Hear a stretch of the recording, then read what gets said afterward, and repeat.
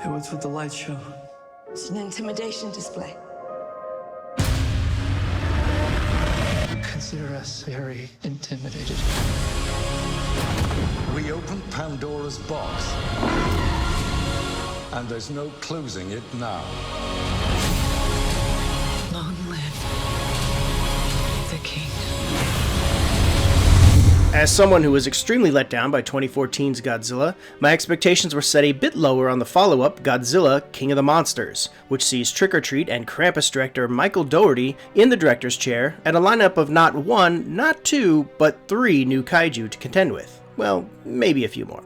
While I loved the look, sound design, and excellent 11 minutes of actual Godzilla footage in the first film, the human story was a snooze, and executed so poorly that I found myself just skipping past them to get to the monster teases upon rewatching the film. It was a clever attempt at giving us mere peeks at the creatures, but it ultimately left me asking the question, isn't this movie called Godzilla? With that said, I'm happy to say that Godzilla King of the Monsters is the complete opposite of 2014's Godzilla, and delivers all the epic monster mash moments you could want out of a kaiju movie. When looking back at the many attempts to push the genre forward in recent years, from the Pacific Rim films to Kong Skull Island, all of which I enjoyed, Godzilla King of the Monsters is, without question, the best of the modern bunch. While I know many will champion Shin Godzilla as a strong contender, and it is a fun movie, it still hinges very much on the old school presentation, whereas Godzilla King of the Monsters honors the nostalgia while pushing the effects forward into the big budget realm of awe and spectacle. The story is fairly simple, picking up years after the events of 2014's Godzilla,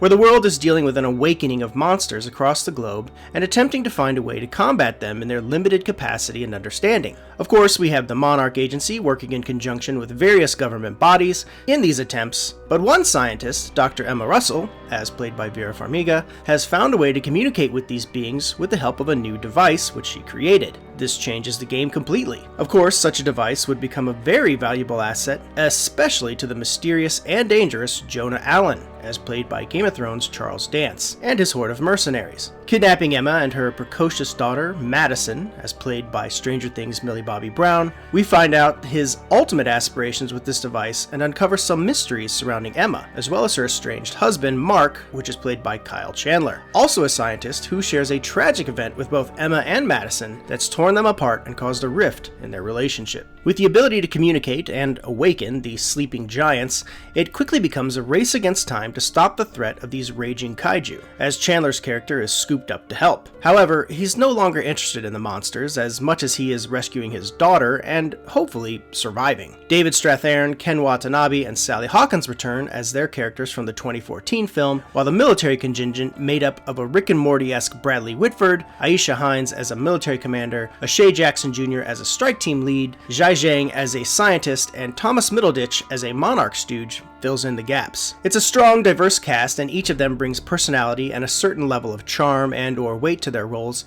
But one thing Godzilla King of the Monsters wants you to know is that it has its priorities straight, and this is a film about kaiju battling kaiju, not a kaiju movie disguised as a meta-human drama. However, don't let that deter you on the human department. There are some really great human moments in the film, with Ken Watanabe getting the best one. Where we only got glimpses of the creatures in the 2014 film, until the very end anyway, here we get long, lingering shots, beautifully and lovingly orchestrated by Dougherty, that remind us why we're here. You don't have to squint or freeze frame to soak in these awesome beasts, rather you get to see them in their full glory, rendered masterfully and given their time to shine on screen. The sound design is astounding, and each creature has their own signature sounds and voice to carry them through the film. It most certainly makes the case for that tiring phrase, see it in the biggest, loudest theater you can. However, that applies generously here. The action is grand in scale, with one battle after another, and one location after another, creating a thrilling spectacle to behold. Quite simply, this feels like the monster movie Hollywood has been trying to make since Roland Emmerich's abysmal 1998 Godzilla, but haven't quite cracked. Until now. With a careful attention to detail, a focus on what's really important, i.e. what you're there to see, through-the-roof special effects, ear-shattering sound design, and a killer thematic score by Bear McCreary, and an assortment of fun, cool, and quirky human characters, Godzilla King of the Monsters is the perfect summer blockbuster. In many ways, I felt like I was watching Jurassic Park for the first time all over again, as it stirred that same sense of awe and wonder, as it actually gives a shit about these creatures and lets them bask in their cinematic splendor. It's a true drive-in spectacle with a ton of Godzilla Easter eggs. Even as a casual Godzilla fan, I spotted a ton of them, which I won't spoil here. And a real passion for the genre. Also, props to the mega stealth ship used by the protagonist in the film, as it almost becomes a character in itself. It's rare that you care about a vehicle in a movie, but I came to really dig that damn ship throughout the film. If you're looking for a true summer movie spectacle, you can't do much better than Godzilla King of the Monsters. This is the kind of epic kaiju movie you've been waiting for that delivers on all fronts, leaving you with the roller coaster satisfaction of a ride well spent. It's no epic human drama, and the plot is fairly simple, albeit with some interesting layers about the origin of the kaiju themselves, but when it comes down to having a great time at the movies, this is a ticket worth buying. Bring on Godzilla vs. Kong. I'm giving this one a 9 on 10. I'm Paul Shire with JoBlo.com. Don't call it a Mothra. Don't call it a Ghidora. Don't call it a Rodan. Don't call it a You got a catchy name for this one? My Godzilla. Don't call it a comeback. I've been here for years. Our planet will perish Bam! unless we set Godzilla free. Listen to the bass go boom. So this plan is what you would call a long shot. Well, let's get started. Competition's paying the price.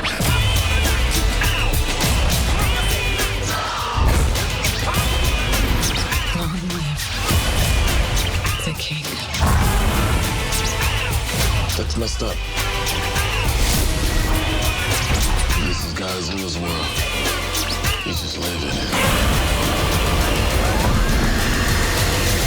Damn right. Rated PG-13. Experience it in IMAX May 31st.